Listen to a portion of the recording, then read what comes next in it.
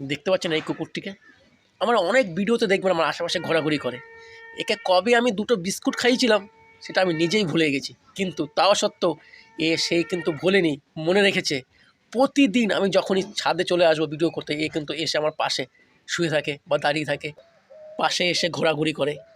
কিন্তু আমাকে ভোলেনি, কিন্তু আমি কবে বিস্কুট খাইয়েছিলাম ভুলে গেছি। আর দেখুন আমাদের প্রতিবেশী দেশ বাংলাদেশ ১৯৭১ থেকে ২০২৫ অবধি, মানে প্রতিটা পদক্ষেপে যখনই বাংলাদেশ বিপদে পড়েছে, ভারত কিন্তু সাহায্যের হাত বাড়িয়ে দিয়েছে, সাহায্য করেছে। তার পরিণাম কি?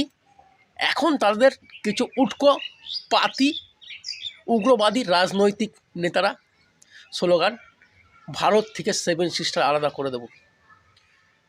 মানে যার খেয়ে বড় হয়েছে আজ তার দিকেই আক্রমণ করার ষড়যন্ত্র করছে।